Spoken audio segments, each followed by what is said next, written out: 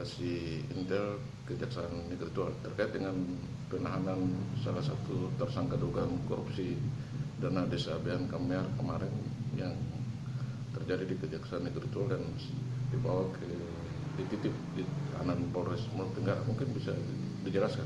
Baik, terima kasih. Memang betul pada kemarin hari itu, hari Kamis tanggal 10 September kita melakukan penahanan terhadap tersangka penyalahgunaan dana desa di Desa Abean Kamer. Namun kita ini terkendala mengenai penahanannya dititipkan di mana. Kita sudah berkoordinasi dengan Lapas. Lapas menyatakan bahwa sudah ada surat dari Dirjen Pas untuk tahanan yang dititipkan di Lapas itu harus berstatus A3. A3 itu adalah tahanan hakim atau tahanan pengadilan. Nah, kemudian kita berkoordinasi dengan Polres Maluku Tenggara untuk menitipkan tahanan tersebut. Pada sore hari itu saya sudah mengantar tahanan didampingi oleh rekan tim dari jaksa penyidik serta Pak Kasat Tahti menghadap Kapolres. Namun jawaban dari Kapolres adalah beliau keberatan untuk menitipkan si tersangka ini karena khawatir terjadi gejolak atau keributan, kekacauan. Nah, saya juga di situ sudah menjelaskan bahwa selama kita menyidik perkara ini itu semuanya berjalan lancar tanpa ada hambatan. Bahkan tersangkanya ini ketika kita tahan pun kooperatif. Dia sudah menerima kesalahannya, dia mengakui. Artinya tidak ada masalah. Namun Kapolres bersikukuh kita menghargai itu. Kapolres mengatakan untuk desa lain boleh, tapi untuk Desa Abean ini Kapolres tidak bisa menerima. Tapi kita menghargai apapun itu keputusan beliau. Jadi sementara untuk TSK ini kita tetapkan sebagai tersangka dan ditahan jadi tahanan kota.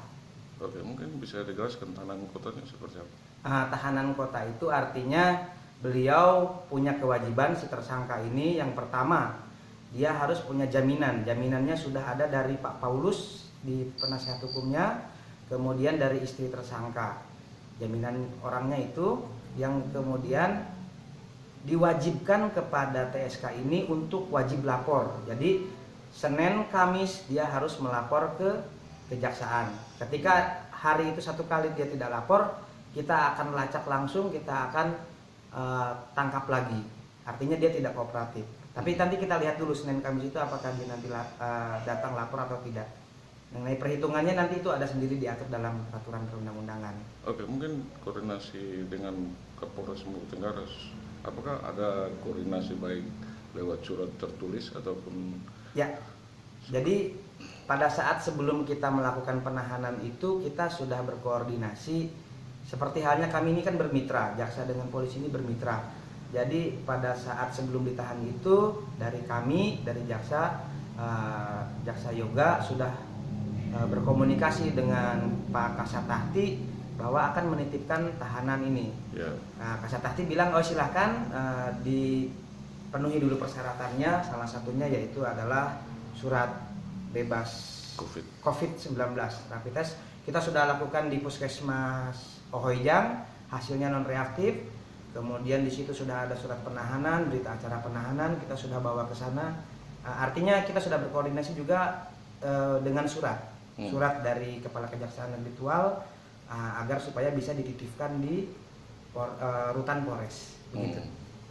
Oke, kira-kira bagaimana sikap dari Kejaksaan Negeri Tua atau pendapat dari Pak Kajari terkait dengan hal ini?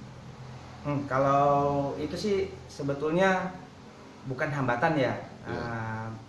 Mereka tidak mau menerima titipan kita pun bukan hambatan, karena proses hukum ini tetap berjalan. Bila mana nanti kita sudah pada tahap ke penuntutan, maka kita akan kembali tahan si tersangka ini dan kita masukkan ke lembaga pemasyarakatan karena statusnya sudah menjadi A3. Seperti itu. Apakah benar Kejaksaan Negeri Tua tidak memiliki rutan khusus? Jadi begini, kalau di kejaksaan itu bukan rutan tapi sel. Jadi memang ada dua sel untuk perempuan dan sel untuk laki-laki. Hanya itu kalau sel itu sifatnya sementara. Kalau dilihat dari ada tahap 2 penyerahan tersangka. Nah, kita bisa masukkan ke dalam sel itu, kemudian kita bikin administrasinya. Setelah selesai, tersangka ini tidak boleh di dalam sel itu karena itu tidak memenuhi sebagai rutan rumah tahanan. Itu hanya sel sementara. Sama halnya juga dengan pengadilan, Pak. Di pengadilan juga ada sel, tapi itu hanya sifatnya sementara. Ketika sudah selesai sidang, ya kita kembalikan lagi ke rutan, ke lapas, begitu. Oke, mungkin harapan Pak Kasintel terkait dengan kejadian sehingga ke depan tidak terulang lagi. Ya, ya sebetulnya saya agak sedikit kecewa karena kita ini bermitra, Pak. Kita sebetulnya antara jaksa, polisi, hakim itu semuanya mitra. Kita harus bersinergi dalam penegakan hukum. Mari kita kesampingkan dulu ego masing-masing, ego kita semua punya kewenangan, tapi kita harus saling menghargai, itu saja. Ya.